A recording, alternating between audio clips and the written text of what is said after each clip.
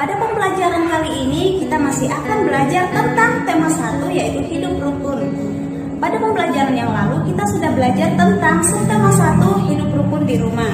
Sekarang kita akan masuk pada subtema 2 yaitu hidup rukun bersama dengan teman bermain. Kita memulai dengan pembelajaran 1 ya anak-anak.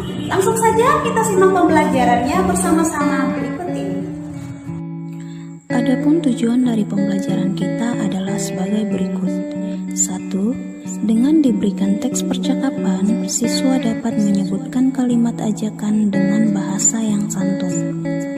2. Dengan diberikan teks percakapan, siswa dapat memperagakan kalimat ajakan dengan bahasa yang santun. 3. Dengan diberikan gambar tentang permainan anak, siswa dapat mengidentifikasi arah gerak tangan, kaki, dan kepala dengan benar. 4.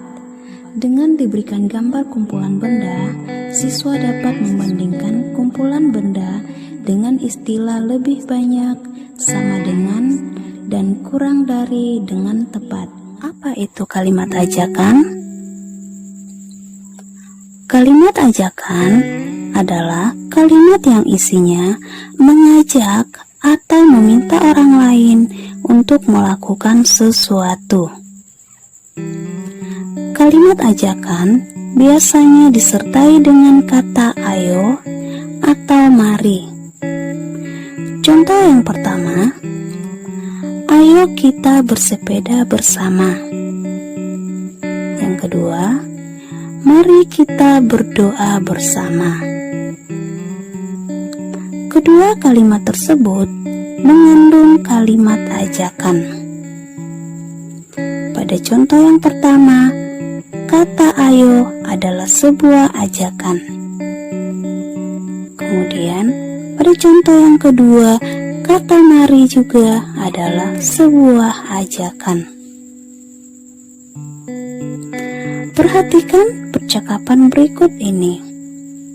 Ini adalah percakapan antara Nina dan Deli. Deli, ayo kita bermain tapak gunung di lapangan, ajak Nina. Maaf Nina, kemarin aku terkilir, kakiku masih sakit untuk melompat, jawab Deli. Wah, pasti sakit sekali ya Del, tanya Nina. Sekarang sudah agak baik. Mari kita bermain ular naga saja, Nin, ajak Deli. Setuju, Del. Ayo kita ajak teman-teman yang lain.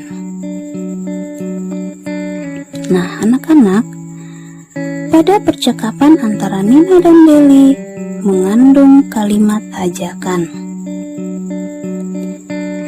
Nina mengajak Deli untuk bermain tapak gunung di lapangan. Tetapi Deli tidak bisa ikut karena kakinya masih sakit. Akhirnya Deli pun meminta maaf dengan sopan. Kemudian Deli lalu mengajak Nina untuk bermain ular naga. Nina lalu menyetujui ajakan dari Deli. Nah, itu adalah contoh percakapan yang berisi kalimat ajakan. Perhatikan gambar berikut ini. Di sini ada gambar beberapa anak sedang bermain. Ada yang bermain sepeda, ada yang bermain bola, ada yang bermain lompat tali, dan sebagainya. Nah, pada saat bermain, anak-anak pasti bergerak. Ada yang bergerak menggunakan kepala, tangan, dan kaki. Contoh gerakan yang sering kita lakukan sehari-hari adalah yang pertama, gerakan menggunakan kepala. Seperti menengok ke arah kanan, kemudian menengok ke arah kiri. Yang kedua, gerakan menggunakan tangan. Seperti gerakan bermain layangan, gerakan memetik bunga, dan gerakan menyapu. Yang ketiga, gerakan menggunakan kaki, seperti berjalan, berlari, dan melompat. Nah, anak-anak, itulah gerakan yang sering kita gunakan dalam kehidupan kita sehari-hari. Cara membandingkan bilangan ratusan. Yang pertama, bandingkan ratusannya terlebih dahulu. Yang kedua, jika ratusannya sama, bandingkan puluhannya. Kemudian, yang ketiga, jika puluhannya juga sama, bandingkan satuannya. Perhatikan contoh berikut ini. Made tidak ikut bermain ular naga. Made bermain kelereng bersama Tony. Made memiliki 125 kelereng, sedangkan Tony memiliki 119 kelereng. Siapakah yang mempunyai kelereng lebih banyak? Mari kita membandingkan dengan menggunakan kubus satuan. Perhatikan kubus satuan berikut ini. Kubus yang pertama adalah kelereng dari Made. Kemudian, kubus yang kedua adalah kelereng dari Tony. Perhatikan ratusannya. Ratusan dari kelereng keduanya adalah 100. Jadi, ratusannya sama, yaitu 100. Kemudian, perhatikan puluhannya. Puluhan dari kelereng Made dan Tony berbeda. Kelereng Made puluhannya adalah 20. Sedangkan kelereng Tony puluhannya adalah 10. 20 lebih banyak dari 10.